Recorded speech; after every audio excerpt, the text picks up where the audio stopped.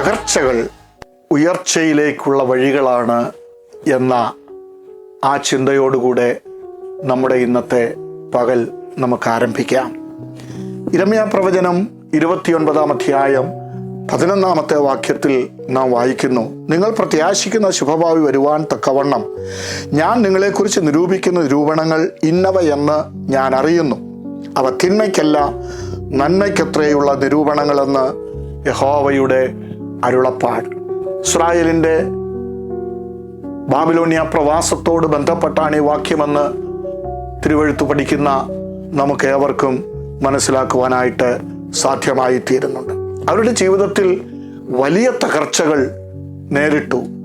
ആ തകർച്ചയുടെ ഒക്കെ നടുവിൽ എങ്ങനെയെന്ന ചോദ്യചിഹ്നത്തിൻ്റെ മുമ്പിൽ പകച്ചു നിൽക്കുമ്പോൾ ദൈവം അവരോട് പറയുകയാണ്, നിങ്ങൾ പ്രത്യാശിക്കുന്ന ഒരു ശുഭഭാവി വരുവാൻ തക്കവണ്ണം നിങ്ങളെക്കുറിച്ച് എനിക്ക് ചില നിരൂപണങ്ങളുണ്ട്. ആ നിരൂപണങ്ങൾ ഞാൻ നിവർത്തിക്കും. അത് തിന്മയ്ക്കുള്ള നിരൂപണങ്ങളല്ല, നന്മയ്ക്കായിട്ടുള്ള നിരൂപണങ്ങളാണ്. ഇന്ന് പകൽ എന്നെ കേൾക്കുന്ന എൻ്റെ പ്രിയപ്പെട്ടവരോട് ഞാൻ ഓർമ്മപ്പെടുത്തട്ടെ, പലപ്പോഴും ജീവിതത്തിൽ തകർച്ചകൾ, പരാജയങ്ങൾ, വേദനകൾ നാം അനുഭവിച്ച് മുൻപോട്ട് പോകുമ്പോൾ എന്തുകൊണ്ട് എന്ന ചോദ്യം പലപ്പോഴും ഉയരുമ്പോൾ ദൈവത്തിൻ്റെ പരിശുദ്ധാത്മാവ് ഇന്ന് പകൽ ഈ വചനത്തിലൂടെ ഓർമ്മപ്പെടുത്തുന്ന സത്യം ഇതുണ്ട്: നിങ്ങളെക്കുറിച്ച് ദൈവത്തിന് ഒരു നിരൂപണമുണ്ട്. ആ നിരൂപണം നിശ്ചയമായിട്ടും തിന്മയ്ക്കല്ല നന്മയ്ക്കായുള്ള നിരൂപണമാണ്. ഈ വാക്യത്തിൽ പ്രധാനമായി 3 ചിന്തകൾ നമുക്ക് കാണാനായിട്ട് കഴിയുന്നുണ്ട്. ക്രിയാത്മകമായ സമീപനം നാം പുലർത്തണം. 5 വാക്യത്തിൽ പ്രാർത്ഥന ജീവിതത്തിൽ നാം മുന്നേറണം. 7 വാക്യത്തിൽ കരുതുന്ന ദൈവത്തിൽ നാം പ്രത്യാശിക്കണം.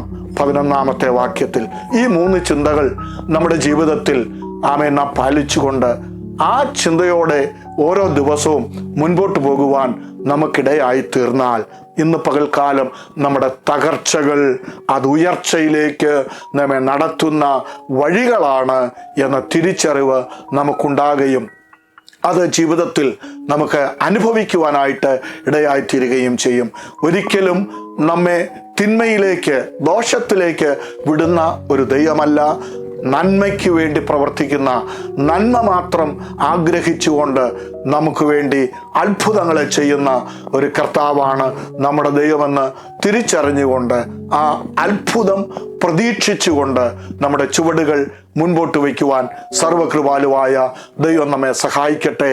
നമുക്ക് പ്രാർത്ഥിക്കാം. സ്വർഗസ്ഥ പിതാവേ, എൻ്റെ കേൾവിക്കാരായ പ്രിയപ്പെട്ടവർക്ക് വേണ്ടി പ്രാർത്ഥിക്കുന്നു. പലതും തകർച്ചയെന്ന് ചിന്തിച്ചതിൻ്റെ നടുവിൽ ഉയർച്ചയിലേക്ക് നടത്തുന്ന ഞങ്ങൾക്ക് വേണ്ടി നന്മയുടെ നിരൂപണങ്ങൾ, നന്മയുടെ വഴികൾ ഒരുക്കുന്ന ആ ദൈവസന്നിധിയിൽ ഞങ്ങളെ തന്നെ സമർപ്പിക്കുന്നു. യേശു ക്രിസ്തുവിൻ ധന്യമുള്ള നാമത്തിൽ തന്നെ. ആമേൻ, ആമേൻ. May God bless you. Have a nice day. Thank you.